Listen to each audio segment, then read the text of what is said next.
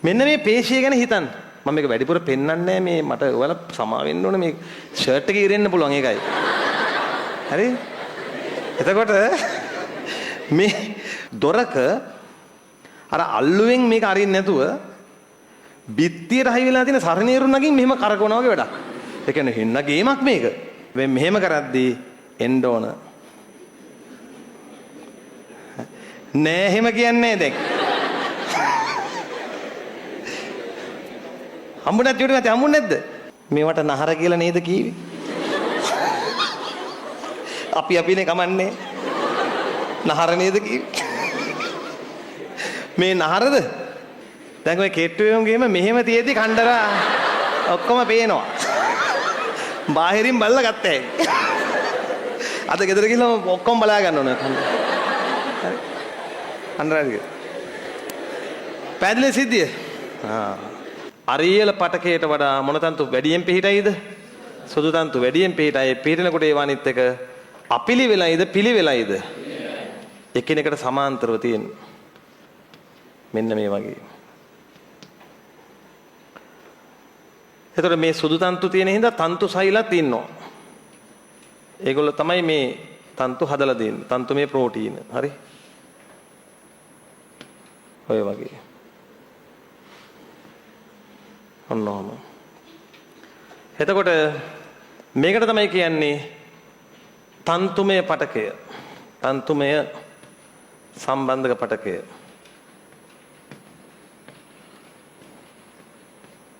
මේක හයි අයි ළමයි. හේතුවක් කියන්නේ මේ පටකයේ ශක්තිමත් බවින් වැඩි හේතුවක් කියන්නේ කොලජන් තන්තු වැඩි, සුදු තන්තු වැඩි. මේක නිකන් තැන්වල නෙමෙයි තියෙන්නේ. මේක හොඳ සුපිරි පොට්ටවල තියෙන්නේ. කියන්නේ අපි හිතමු මේ තියෙන අතේ අස්ථි දෙකක්.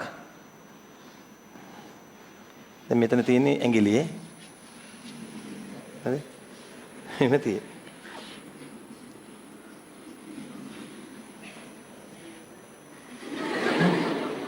එතකොට මෙන්න මේ පේශිය ගැන හිතන්න. මම මේක වැඩිපුර පෙන්වන්නේ මේ මට ඔයාලා සමා වෙන්න ඕනේ මේ ෂර්ට් එකේ ඉරෙන්න පුළුවන් ඒකයි. හරි? එතකොට මේ පේශිය ගැන හිතන්න බැයි නම් උපකල්පනය හරි කරන්න මෙතන එකක් තියෙනවා. හොඳේ? මේ පේශිය මෙන්න මෙතෙන්ට බැඳෙන්නේ මේ හරියනුත් එකක් බැඳෙනවා මෙන්න මෙහෙම බැඳෙනවා. ඉඹුල් ගෙඩිය වගේ තියෙනවා. මේකට තමයි බයිසෙප් මසල් එක කියලා කියන්නේ. ද්විශීර්ෂ මේකේ පටි දෙකකින් හැදෙන්නේ. තේරුණාද? ඔන්න වැඩි. දැන් මේ මගේ එක තමයි ඇඳලා තියෙන්නේ. හරිද?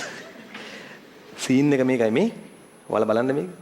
පේශිය සංකෝචනය වෙනකොට ඒක මේ අස්තිය අදින්න ඕන. අදින්නේ අමාරුම තැනින්. මේ දැන් මේ පේශිය නම් මෙතෙන්ටනේ ගිහිල්ලා හයි වෙලා ඇත්තේ. නේ? මෙතෙන්ටනේ ගිහින් හයි වෙලා ඇත්තේ. ලේසි මෙතනින් අදින එකනේ. හැබැයි මෙතෙන්ටනේ ගිහින් හයි වෙලා තියෙන්නේ. දැන් මේක හරියට නිකන් දොරක අර අල්ලුවෙන් මේක අරින්න නැතුව බිත්තියට හයි වෙලා තියෙන සරණේරු නගින් මෙහෙම කරකවනවා වගේ වැඩක්. ඒ කියන්නේ හින්න ගේමක් මේක. හැබැයි ළමයි ඒත් ඒක කරනවා නෙමෙයි. මේ තියෙන පේශී පටකය. කවුද මේ බැඳෙන්නේ? කවුද මේ?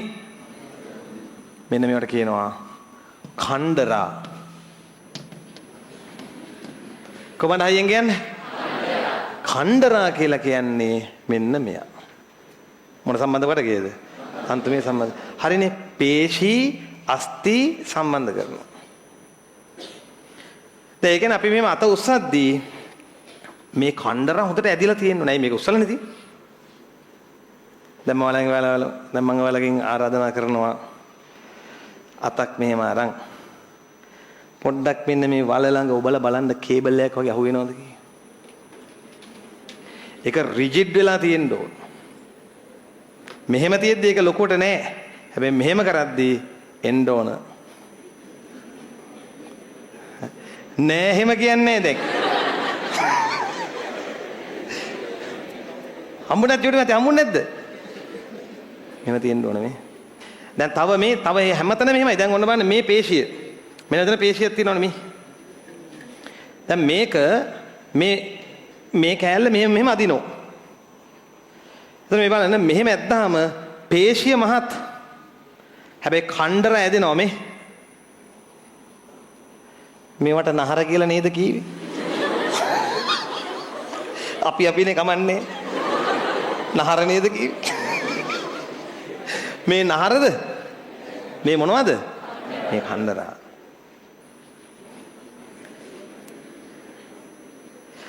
මේ කකුලෙත් තියෙන්න ඕනේ. දැන් මේ තියෙන කෙණ්ඩයනේ. මේ තියෙන කෙණ්ඩය. ඒ කොටස උස්සන්ඩ හරි? මේ මෙතන මේ කලවේ තියෙන පේශිය තමයි. එතන මෙතන අල්ලලා බැලුවොත් හොඳ කේබල් එකක් තියෙන්න ඕන. දැන් ඔය කෙට්ටුවෙන්ගේම මෙහෙම තියෙදි කණ්ඩරා ඔක්කොම පේනවා. බාහිරින් බලලා ගත්තේ. අද ගෙදර ගිහලා ඔක්කොම බලා ගන්න ඕන කණ්ඩරා.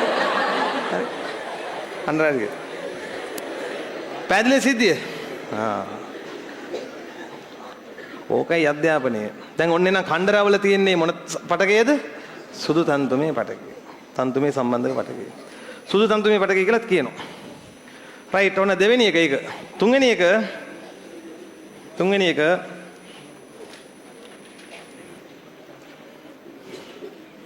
මේද පටකය. මේද පටකය. දැන් අපි දන්නවා ඒක අපි ඉගෙනගෙන තියෙන මේද පටකය. හරියට යන්න. බස් පරක් වෙන ළමයි යන්න ඕන. බස් එකට පරක් වෙනවා නම් ටක් ගාලා යන්න බය වෙන්න බෑ. මේද පටකය. 4 රුධිරය.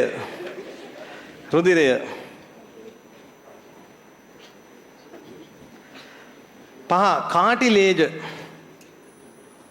6 අස්ථි. රයිට් ඒ ටිකත් හරි. දැන් එන්නේ එහා පැත්තට. අරියල පටකය දන්න කෙනෙක්. දැන් මෙතෙක් පොදුවෙන්නේ කතා කළේ. ලියමු.